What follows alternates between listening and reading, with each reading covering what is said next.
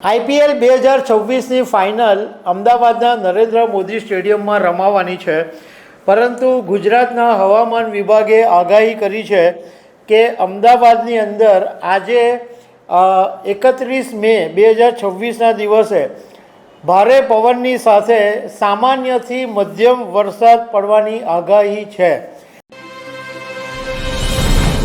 IPL 2026ની ફાઇનલનો આજે દિવસ આવી ગયો છે અને અમદાવાદના નરેન્દ્ર મોદી સ્ટેડિયમમાં આરસીબી અને ગુજરાત ટાઇટન્સ વચ્ચે ફાઇનલ રમાવાની છે।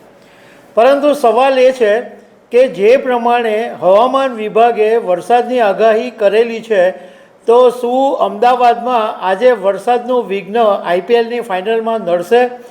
આ સિવાય ગુજરાતના કેટલાક જિલ્લાઓની અંદર વરસાદ ક્યાં ક્યાં પડ્યો એ બધા વિશે હું તમારી સાથે વાત કરીશ। મારું નામ રાજેશ શાહ છે અને તમે જોઈ રહ્યા છો ગુજરાતના સૌથી મોટા ડિજિટલ ન્યૂઝ પ્લેટફોર્મ ખબર છે.com। આઈપીએલ 2026ની ફાઇનલ અમદાવાદના નરેન્દ્ર મોદી સ્ટેડિયમમાં રમાવાની છે, પરંતુ ગુજરાતના હવામાન વિભાગે આગાહી કરી છે કે અમદાવાદની અંદર આજે 31 મે 2026ના દિવસે ભારે પવનની સાથે સામાન્યથી મધ્યમ વરસાદ પડવાની આગાહી છે, એટલે વરસાદ પડી શકે છે અને જો વરસાદ પડશે તો કરોડો ક્રિકેટ ચાહકોની જે મજા છે એ બગડી શકે છે।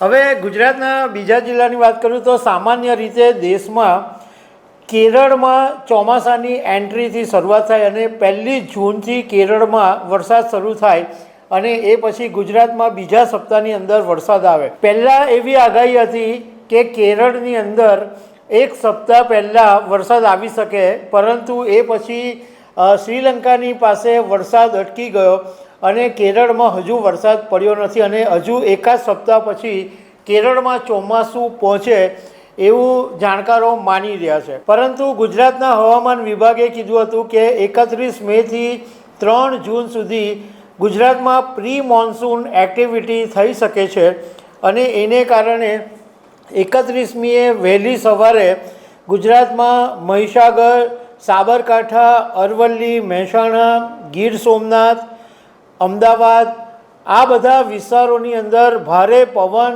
વીજળીના કડાકા ભડાકા અને વાવાઝોડાની સાથે ધોધમાર વરસાદ પડ્યો હોવાનું જાણવા મળ્યું છે। હવામાન વિભાગે કીધું છે કે વેસ્ટર્ન ડિસ્ટર્બન્સ અને સાયક્લોનિક સર્ક્યુલેશન સક્રિય થવાને કારણે ગુજરાતની અંદર પ્રી મોન્સૂન સિસ્ટમ ઊભી થઈ છે અને ગુજરાતમાં અનેક જગ્યાએ ગામડાઓ, શહેરોની અંદર વરસાદ પડવાને કારણે વીજ પુરવઠો ખોરવાયો અને ઘણા બધા વિસ્તારોમાં અંધારપટ બી છવાઈ ગયો। મહીસાગર જિલ્લામાં લુણાવાડા, ખાનપુર, સંતરામપુર, ગોધર, કડાણા આ બધા વિસ્તારોની અંદર તોફાની વરસાદ પડ્યો અને અરવલ્લીની અંદર 1.5 ઇંચ વરસાદ પડી ગયો।